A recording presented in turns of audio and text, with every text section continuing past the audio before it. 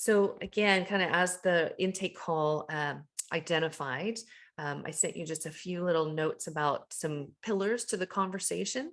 And we'll just go ahead, and I'd like to start by grounding. And so if you want to go ahead and just allow this invocation to settle with you, and then I'll ask if you have an invocation or anything that you'd like to do to just ground yourself and arrive.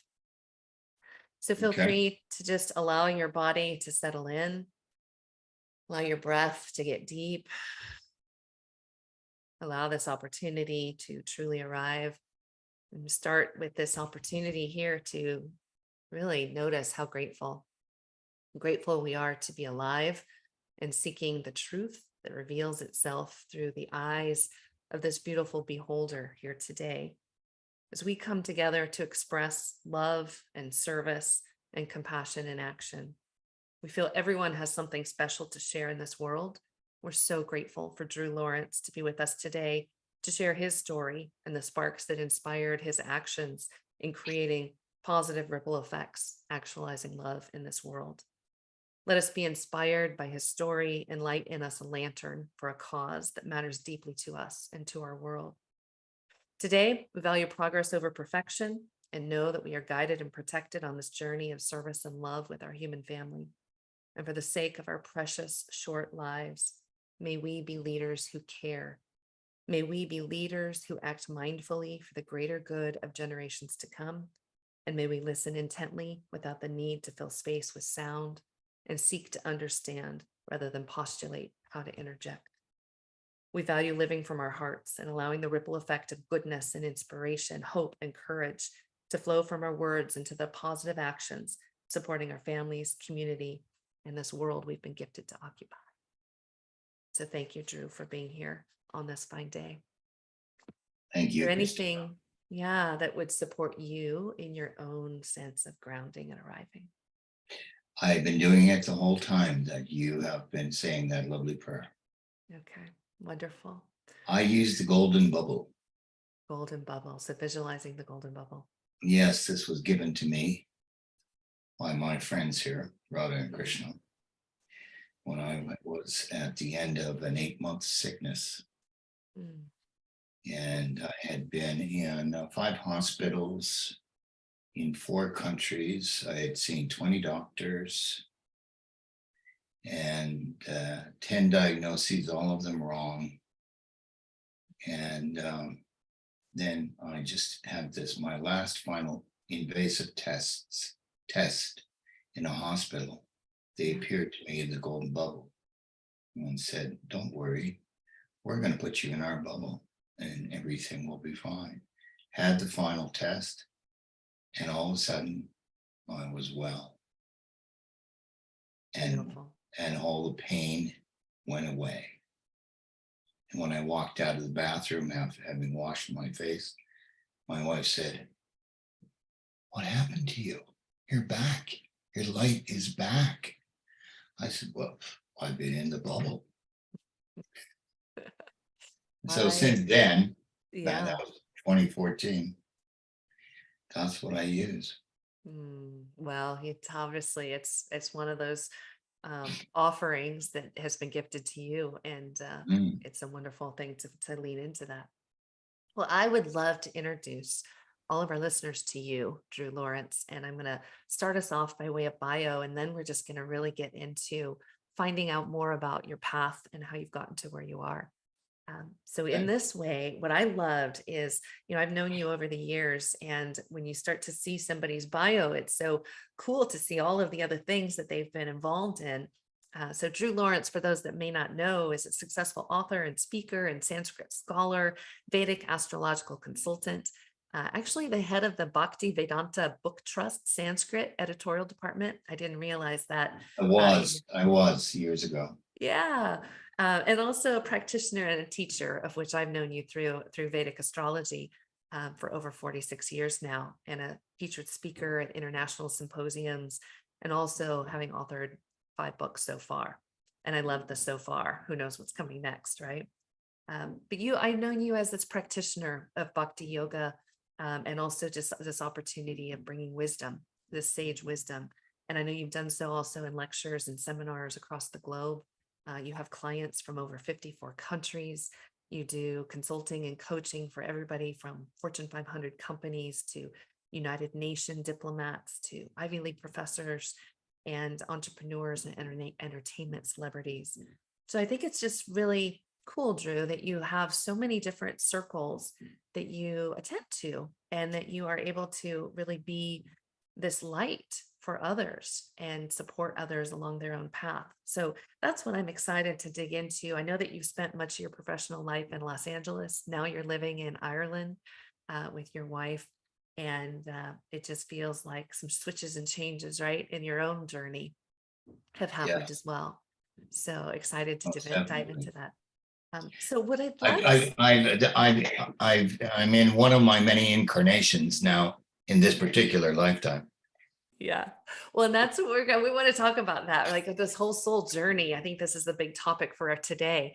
So tell us a little bit more when you think about your soul journey and some of the key mile markers, if you will, the chapters that you've had.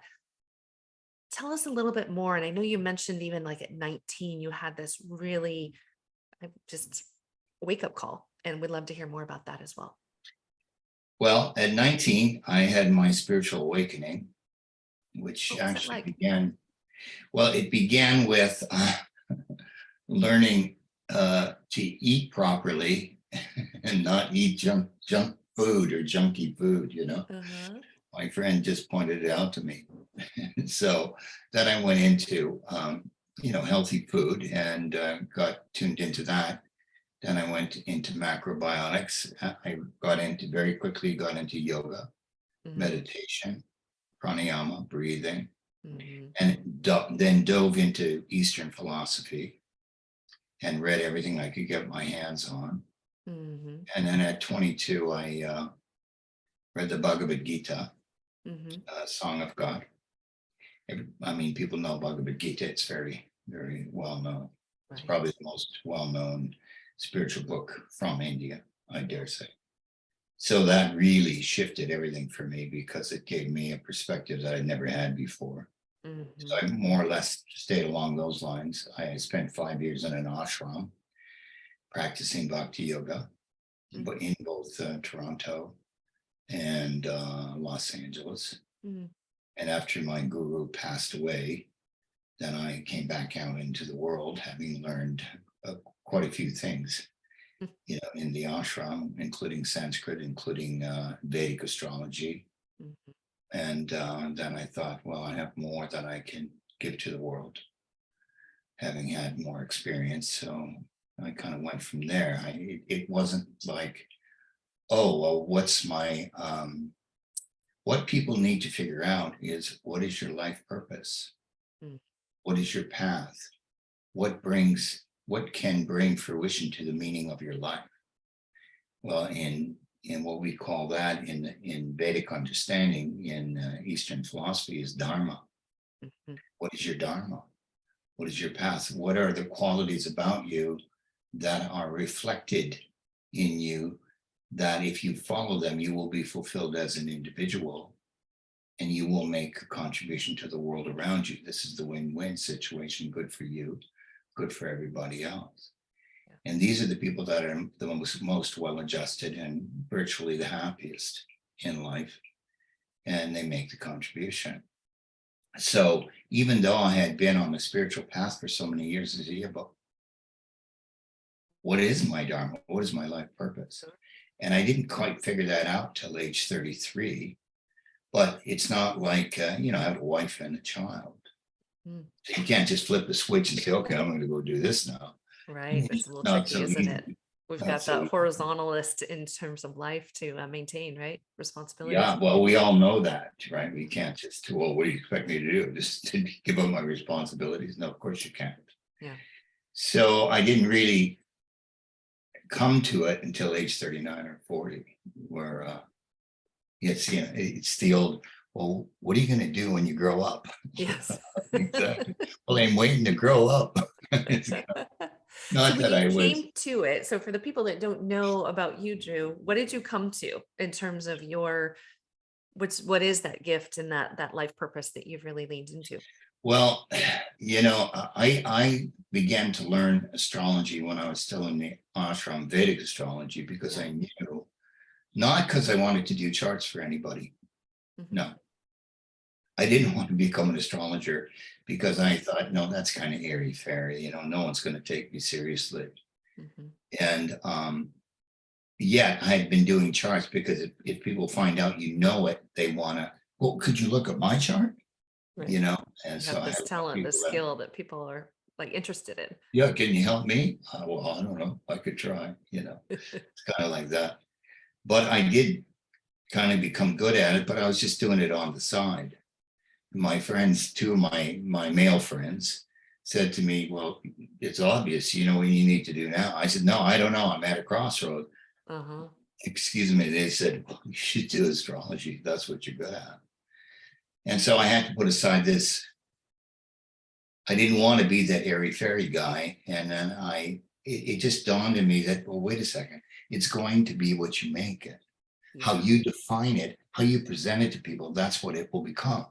And if you're not that airy fairy sort of guy, if you're a serious guy and you can speak to serious people, meaning business people as well Mhm. as people who are not, say, on a spiritual path, Mhm.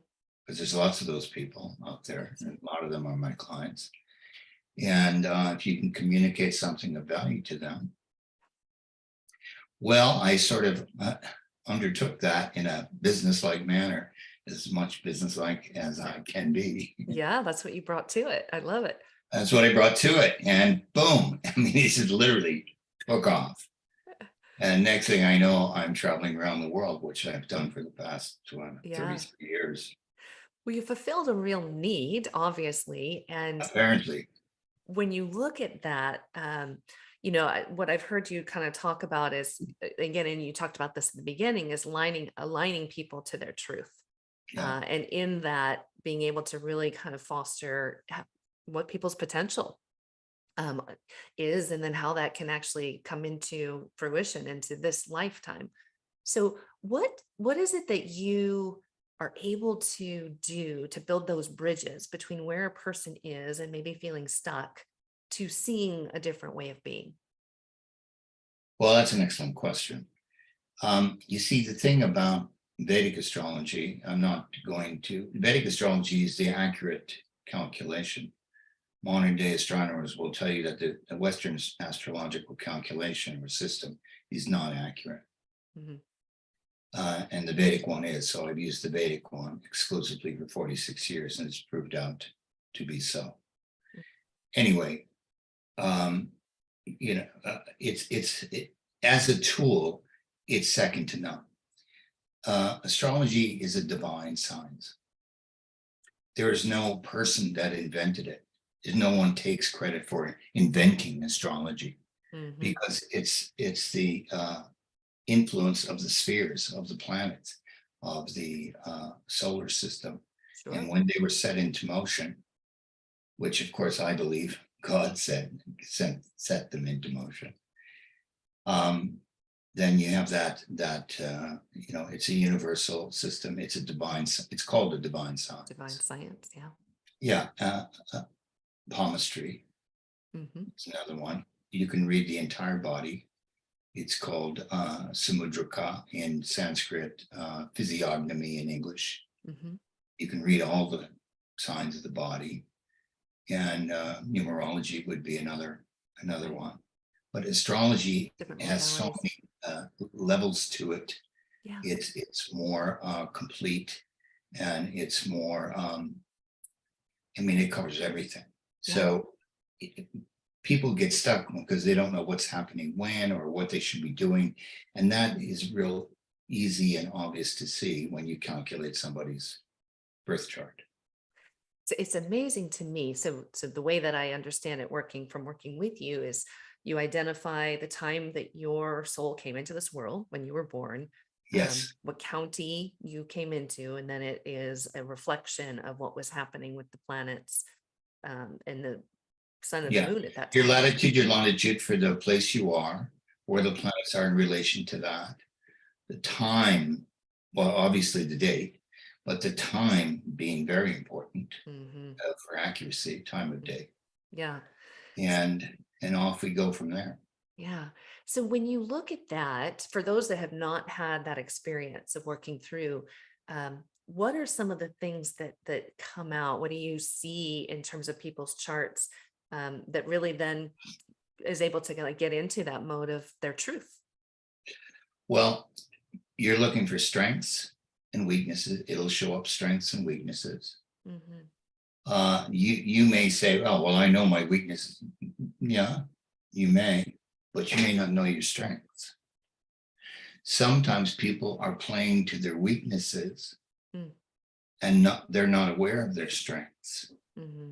You might have one or two planets that are particularly powerful in your birth chart, but you're not utilizing those. You're utilizing something else. You're in sales, and sales is ruled by Mercury, and Mercury in your chart is debilitated. So I'm looking at that. I'm smiling when you tell me you're in sales. I'm going, how are you doing with sales? Not so good. How do you enjoy sales? I don't like sales. No kidding. So how And do you, we get you connected to what your strengths are yeah. and get you on the right path? And I think And in that there's, go ahead. example, didn't mean to cut you off, in that example, you were talking about when some of the natural elements of who we are have maybe been masked or hidden, or we were told early on that we weren't a creative, even though that might be kind of what Repressed. is ruling us, um, that you almost are able to give permission and liberty and Oh yeah, freedom for somebody yeah, to be really what feels more natural to them. yeah. It sounds like it's a lot of those I things. I I, I saw this guy's chart, this man's chart, not long ago, and I said, "This is the chart of a brilliant artist. Mm, Are you an artist of any kind?" mhm, Uh, no. That's my brother. mm. He's the artist. Do you know how? This is the smart one. This is the creative one. This is the lazy one. The labels. Yeah. You get the label, and that's what my brother's the artist. Yeah. This guy had the chart. I'm Saying like, like, look at I you. said, didn't you draw or sketch or paint or anything like that when you were young? Oh yeah, I did. And I was really good at it. I rest my case. Yeah. Do you find that in your coaching and guidance with individuals, um, do they find like this migration to a new path sometimes, or is it more subtle, in terms of entering more of the things that you're naturally aligned to into your life and then just kind of letting the Dharma take its path? Like let me scale back. Like how much is free will and choice, do you think, and how much do you steer them towards this is what I'm seeing. What do you want to do about it? That's an excellent question as well. Sometimes it's timing. Mm-hmm. And if you try to do something at a particular time, even though it may be reflective of your nature, it won't work. Mm, I'll just give you a simple example. Supposing you are a very creative person. Well, I talked to one girl and I said, what do you do? What are you? She had an exalted Venus, which is creativity, mm-hmm. artistry. She says, I have a degree in graphic design. I said, of course you do. Mm. And she was in sales for a newspaper. I said, so I just assumed you were designing layouts for the newspaper, right? She says, no, I'm in sales. That was one of her weakest planets. I said, well, why aren't you in graphic design? Well, they wouldn't take me for that. And I looked at the planetary period she was in. Uh-huh. The planetary period shows you the particular cycle that a person's going to go through. This is particularly unique to Mm-hmm. Vedic astrology. Mm-hmm. So she was in a K2 period. K2 is the south node of the moon Mm-hmm. for you Western astrologers out there, which is not suitable perhaps for her artistry and was not exactly a favorable period for her. It was indicated as a period of struggle, Mm-hmm. but it was a 1 year minor period. Then she was going into Venus right Mm. after that. Which is Said, the well, creative. yeah, that's the period. You're about a year early on that one, but don't give up on the idea. Because some people they'll say, well, I tried it. Yeah. I went to, I took this many interviews. No one hired me. So this is what I'm doing now. And they may stay in that for who knows how long. Yeah. And The you wrong, just are and able to highlight something around timing too. And so I would imagine that that gives people either a renewed sense of hope or a renewed sense of alignment to who they are, which then gives them that initiative to either stick with exactly. it or make a different What, decision. what is one of the great sayings in our world? Timing is, Everything, right? timing is everything. But who knows how to do the timing? Yeah. We do. Astrology helps. Yeah, that's great. Yeah, definitely. As you go through, one of the things is your work sometimes reminds me of, the book, The Alchemist, in terms of this whole notion of the soul's journey. And you mentioned that at the beginning, that Yeah. you're in another, incarnation of that. Can you say a little bit more about what you mean by the soul's journey and how it is reflected in your own life? Well, who am I? Why am I here? What am I supposed to be doing? Hmm. Any even a moderately thoughtful person that will cross their mind. Hmm. Yeah, and some of them will, oh, I don't want to start thinking along those lines. And they'll go with the whole program and all that programming you're gonna get since childhood, since you came out of the womb. Yeah. And you might have to sort yourself out through that at some point in time. But yeah, who are you and why are you here? And what level of consciousness? See, I mean, if you're just a materialist Hmm. and then you're thinking, I just need to, get married, have a family, get a job, get a house, get a car, and enjoy myself as much as I can. Well, that's a materialistic view, and buy X, Y, and Z that I want, my family wants. Okay. And then you'll be back again in another lifetime. Hmm. But if your consciousness, and that's why people sometimes have a midlife crisis, because they've done everything according to the materialistic Yeah. book, Yeah.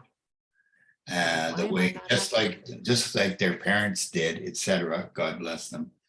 And why aren't I happy? Why aren't I fulfilled? And then they have the midlife crisis or whatever. So many different things can Hmm. uh, be catalysts for the Right. shift, for the change, and then they wake up. But it's not like they can just flip a switch and shift everything. Yeah. Yeah, but at least, then we go into a state of higher consciousness or higher awareness, or at least we have the impetus to follow that path Hmm. and see where it leads us. I never would encourage my clients to be irresponsible Hmm. and walk away and just leave everything behind. I don't think that's the best path.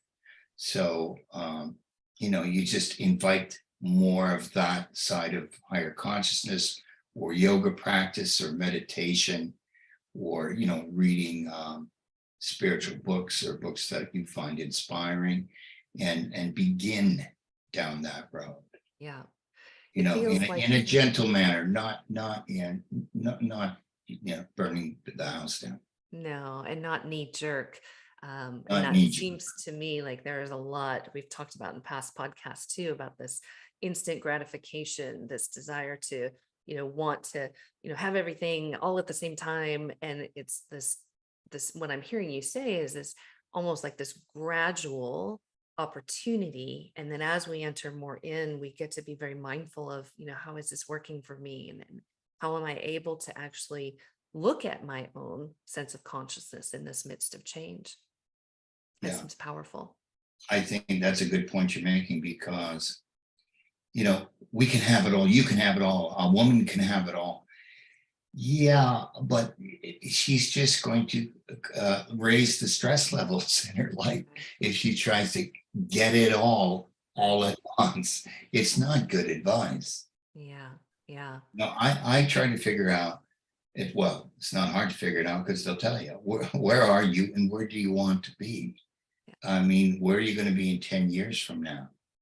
And this we can see, and a lot of times you'll see in a chart, a person is a late bloomer. Mm-hmm. Mm-hmm. In Vedic astrology, we use a life cycle of 120 years. Now, most people don't live that long, as we all know, Right. but that would be ideally, and you can, work through all of your karma. Anyway, you divide that into 3 phases: birth to 40, youth; 40 to 80, middle age; 80 to 120, old age. Mhm.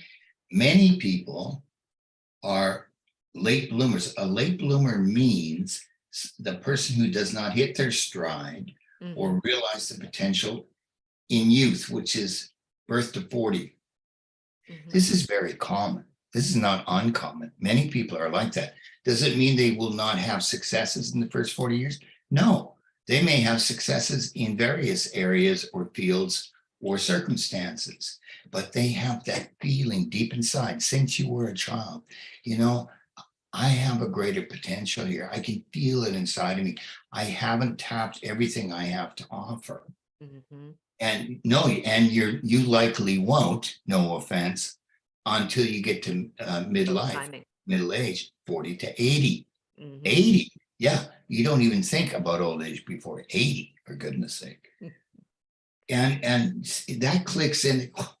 That makes complete sense to me. Yeah, so let's relax and stay on the path and keep learning, or keep developing your tools in your toolbox so you have what it takes. So in many ways, we are learning to do. This is teaching me this is teaching me that. But many things are teaching you what not to do. Yes. Let's talk about that, because when you talked about programming, right? Some of this programming that happens even from, birth and childhood, our families, all the systems around us.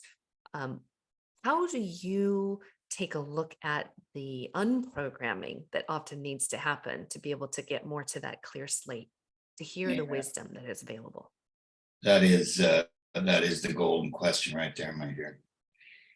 When you begin to awaken or become aware, part of that process is you must question absolutely everything you were taught since you were a child, Hmm. from your parents, in the educational system, in the culture, with your friends, uh, the government, the society, Right. All the whatever. systems. Hmm. Everything. You have to question everything and decide what's worth keeping and what isn't. Oh, I used to believe this. Do you still believe it? No, I don't believe that anymore. Okay, that's gone. Hmm. I was adopted when I was 6 months old. I was put into an orphanage when I was born. So I was adopted by a couple. You'd say a nice couple, but my adopted mother was very controlling, jealous, manipulative. It was all about her emotional needs. So even as a child, I was sitting back looking at her going, you know, whatever she tells you, just do the opposite and you'll be fine. And Hmm. that was really good advice. And I followed it. Not like practical things like brush your teeth and Right.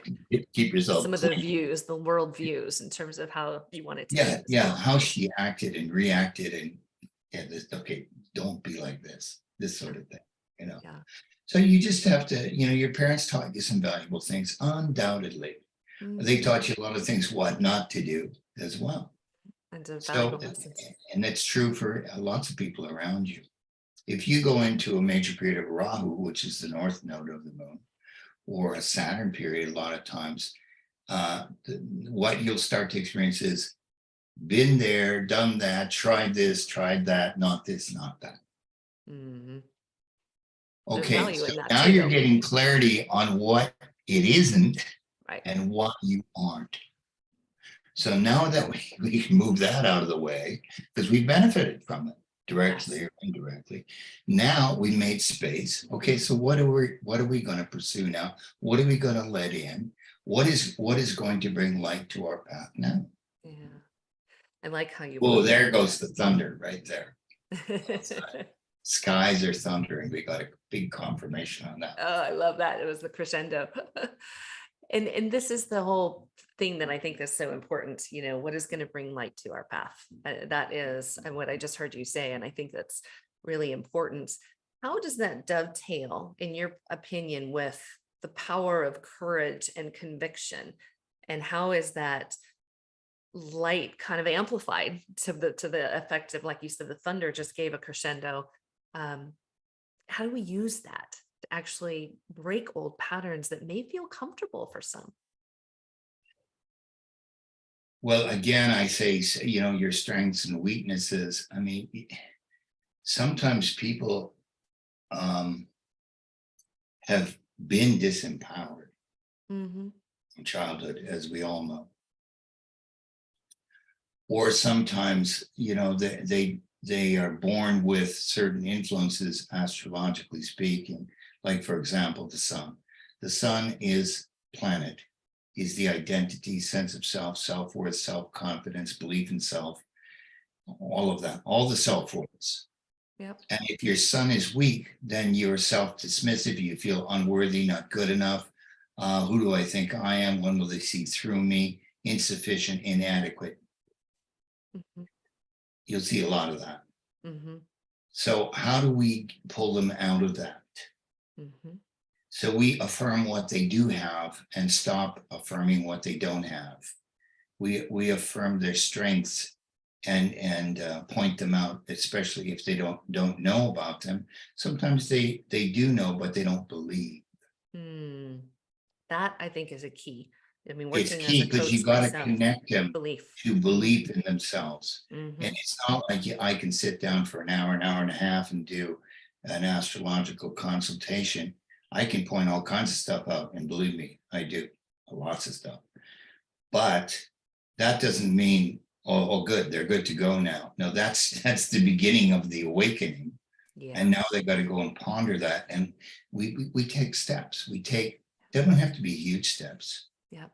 But we have to reprogram. Like, I'll give this example. I look at the birth chart, I go, your father was very critical in your childhood. Oh my God, yeah.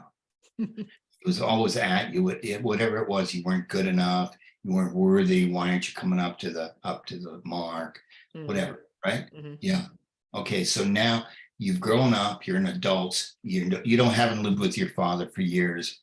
That voice in your face is now here.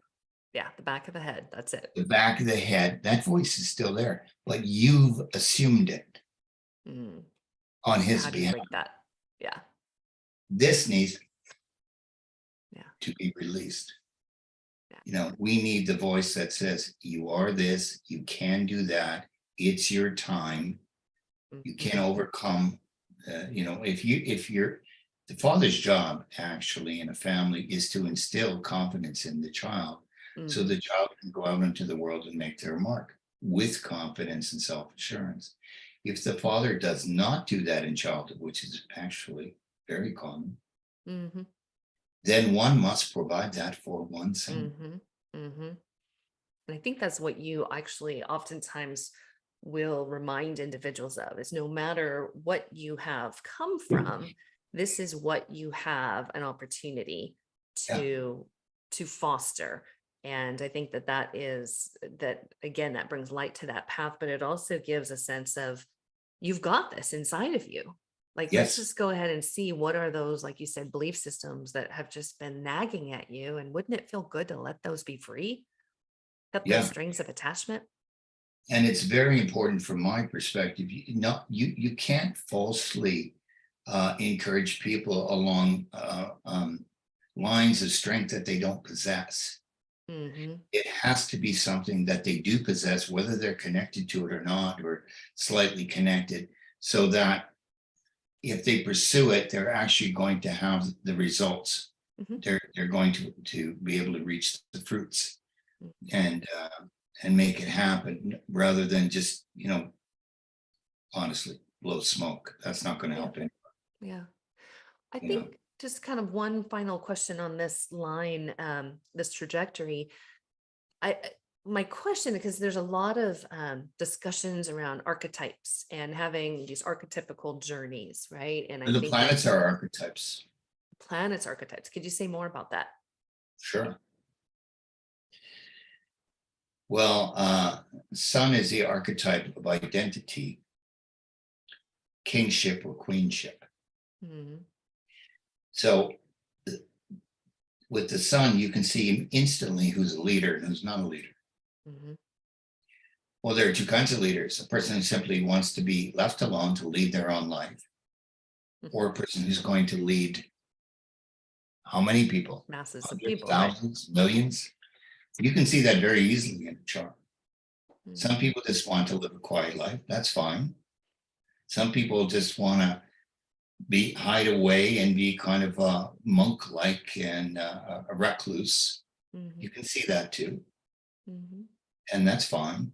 So you don't push people into a situation that's not going to work for them. Where they're not aligned. Yeah. So sun is identity, and it's also power and leadership and authority. Moon is emotion. It's the emotions, the subconscious mind, feelings. So moon has a lot to do with the extent to which one gets nurtured. It's also the mother. Sun is father, moon is Mhm. mother. Mhm. It's also how much one gets nurtured in childhood and whether one's emotional needs get met in childhood. Mhm. That is the purview of the mother. Mhm. So I can look at a chart and say, I don't think your emotional needs were met in childhood, which was your mother's job. And sometimes they'll know that immediately. Oh yeah, no kidding. Or sometimes they're not sure. Because if your emotional needs are not met in childhood, unconsciously, you immediately develop your belief system, which Mhm. says, well, I don't get my needs met. Some people do, I don't, but that's okay. It's probably not that important. I mean, I can get by without that. Maybe I don't deserve to have my needs met. Mhm. And then those beliefs And you end grow up just into being ingrained. adulthood and you look for what? You look for a relationship. Why do you look for a relationship? To get your emotional needs met. If you have that belief system up and running, do Mhm. you think you're going to choose somebody who's going to meet your emotional needs? That's not part of the patterning. It's not part of the That's program, is not it? part of the patterning. Yeah. So, but you have to realize anything in the belief system can be changed. Yeah. It can be altered and reprogrammed. Mhm. And I think that is part of what I think is your gift.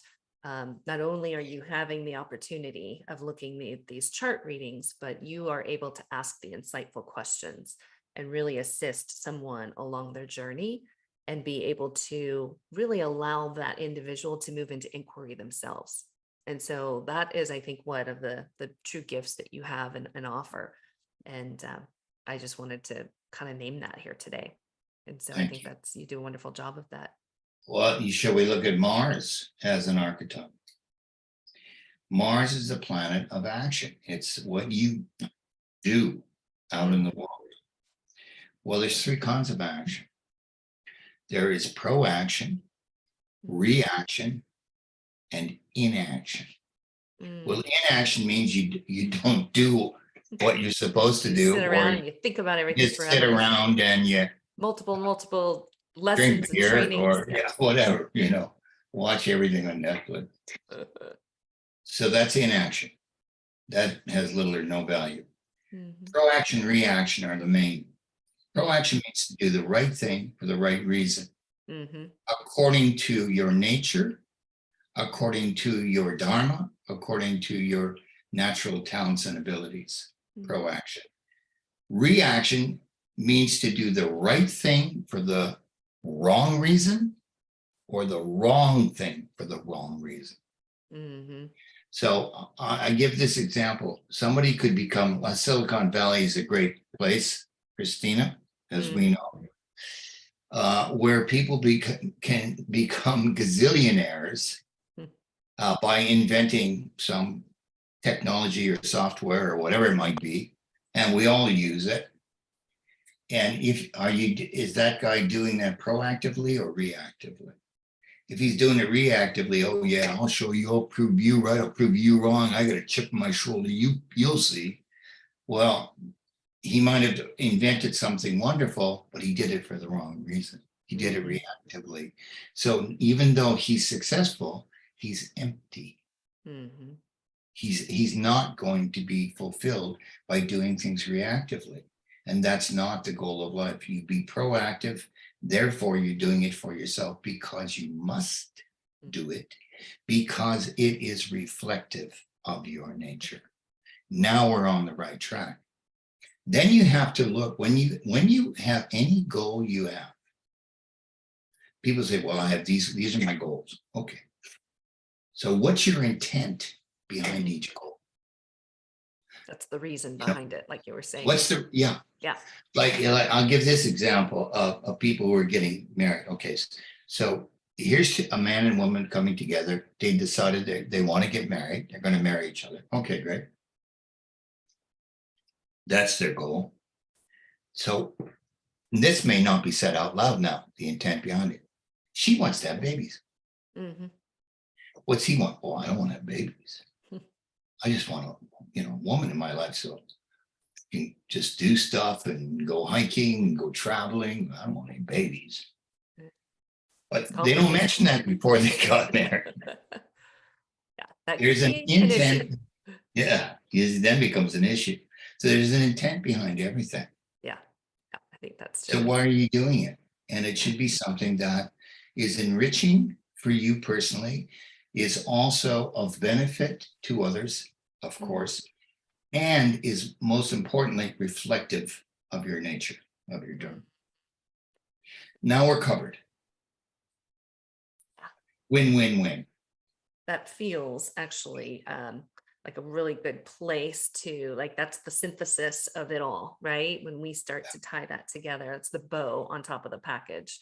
And when we bring all of that together and to light. And so I really wanted to say thank you for this insight and offering up just kind of what it is that you do. I think when I want to end this podcast with, how can listeners find out more about where you are, what availabilities you have, how can they support you in this work? Well, I've got a YouTube channel. Look for Drew Lawrence. I don't put a lot on there, but from time to time I do. Yeah. You can find me on Facebook. Mm-hmm. You can find me on Instagram. And we'll put all of these in the speaker notes so people will know how to find you. Instagram, drewlawrence.com. Mm-hmm. It's my website. If you want to make an appointment with me, then you can send me an email, which is Drew J, letter J, Lawrence @gmail.com. Okay. And that's the best way to kind of you set up an appointment, you send me an email, but you can look at my website. There's tons of stuff on there as well. Yeah. Okay. That's great. I just want to make sure that people have an option in as they're curious, right, to kind of dive into this, how they might proceed. So and I've got, I do clients in all time zones. So yeah, I know you're a busy person. You've got I know lots, and I know you have everything from new clients coming in to recurring clients that just continue to seek your wisdom and get some clarity on chart reading. So it's not like it's a one and done. Oftentimes you can. No, I have clients going back 30 years and I talk to them once a year. Yeah, that's really great. Or they come out of the woodwork after 30 years. Like, hey, remember that thing you told me way long ago? The cassette out of the back of the drawer, and I don't have a cassette player. They go out, buy one, and they play it. Oh my God. I just finally got what you told me 20 years ago. Like it finally sunk in. It's like, and you're not doing it by cassette anymore. I know you do digital recording. No, we do MP3. Get it right direct to your email. So what I'd like to do is, oftentimes how we kind of summarize these is I do a series of just very quick lightning speed collective questions. So I'd love to just hear your off the hip responses to these. Currently, what are you reading or watching? What am I reading? Oh, I'm reading. I don't have anything less than 4 or 5 books going at any given time. It sounds like my book stand. Yeah. Yeah. Mostly I read spiritual stuff. Yeah. But because of what, I also keep up on what's going on in the world. Of course. Politically and socially, because I think that's important for me because it affects my clients. Yeah. It's less important for me than it is for a lot of my clients. Yeah. At least you know the landscape, right? Bhagavad Gita, I was just reading that before you came on the air. That too. So, I read that all the time. And I read the Vedas all the time. I got so many books on my shelf here. So So it depends on what you're feeling in the moment. Depends what I'm feeling. Yeah. Yeah. I Yeah. read Sanskrit books as well. Yeah. That's cool. Yeah. When you find yourself challenged or maybe kind of curious about next steps, um, what do you do? And maybe it's the golden bubble that just reminds you of who you are and how you want to show up. Yeah, I mean, when you don't always know what's gonna happen when or why things aren't happening. Yeah. So, yeah, I mean, I try to be patient. I have to say, I'm quite a spiritual guy, and I stay close to God, Mhm. yeah, on a daily basis. Mm. So that's very important for me, because I will tell you, my friends, there's all kinds of people, things, and circumstances in this world that can and or will let you down. Mm. And if you've put all your eggs in that basket, you may hit the wall at some point in time. So it's also good to have a spiritual connection which transcends this world. And I don't mean, something that just sounds, touchy-feely. I mean genuinely so, where Yeah. there Deep is a relationship. reciprocation going on, and you can feel it, you can sense it. It's dynamic. It's not static. And like you said, I think that that dovetails into um, this deep belief, and it's this knowing that you are never alone. And I think that that's a Oh really yeah, important message in our world these days. Yeah. very important, Yeah. especially because they're getting so far away from all that with Mm. science and technology. Now we got, chatbot GPT, and Mhm. I mean, these people think that science is going to solve all their problems.